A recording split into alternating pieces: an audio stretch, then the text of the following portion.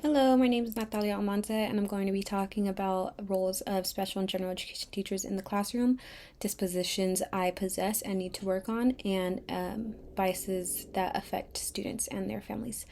I think special and general education teachers are very similar in the classroom in ways that they um,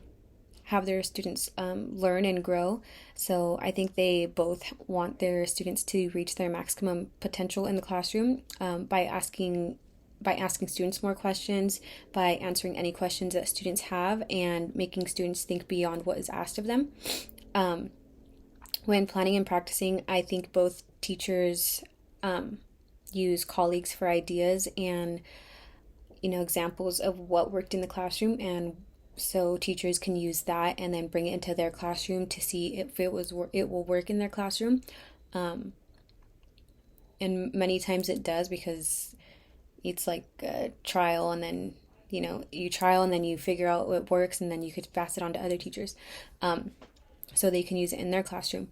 I think teachers in both classrooms uphold to professional expectations by making decisions in the best interest of the students, always being respectful and professional in the classroom, while at the same time still having that good relationship with the students um, to feel safe and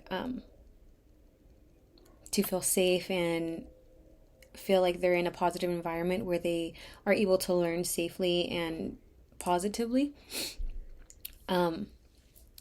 Special education teachers differ from general education teachers in a way that they need to have a deeper understanding of each student individually, in a way that they know what works for each student, what each student needs, and just what they can do to help that student more to reach their goals, based off of their IEP, their learning goals, and what they already know what to do. I feel like I have many dispositions that I possess, but ones that I feel help me in the classroom is fairness, by building relationships with students, making them feel comfortable, coming to me with any situation, and where they can see that they are getting the equal treatment from me to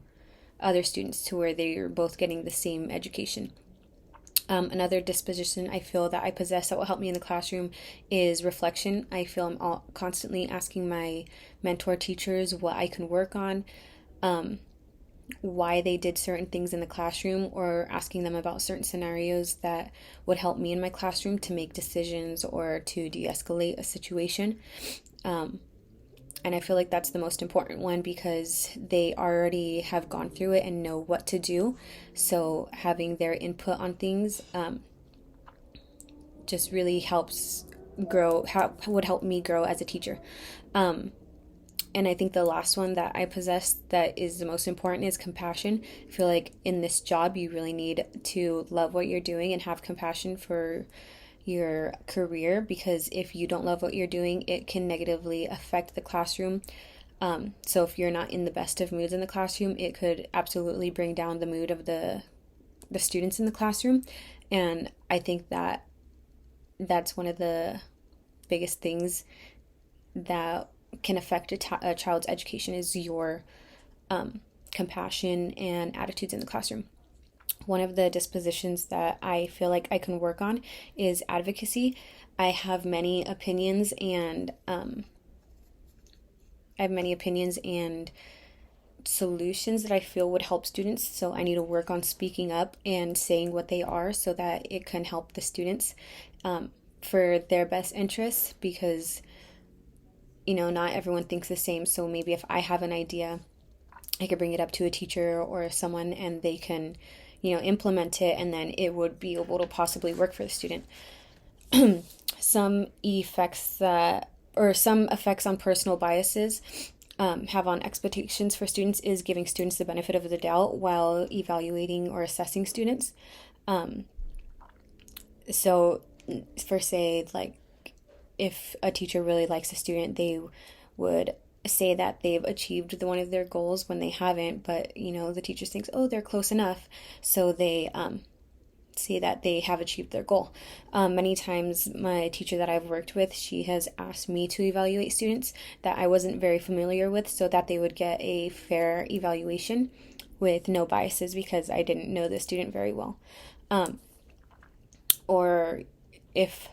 I think this is the worst one is if a student doesn't, or if a teacher doesn't really favor a student based on of their attitudes, behaviors, or willingness in the classroom, they may feel like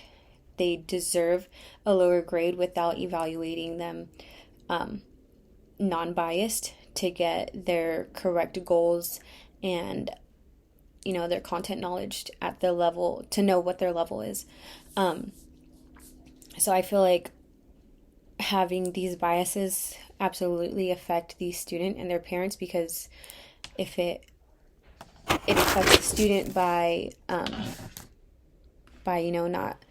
not grading them or assessing them correctly, and in that way it would affect the student's parents by them having to try to work harder with their student to see what's going wrong, but in reality it's just because of biases in the classroom. Thank you.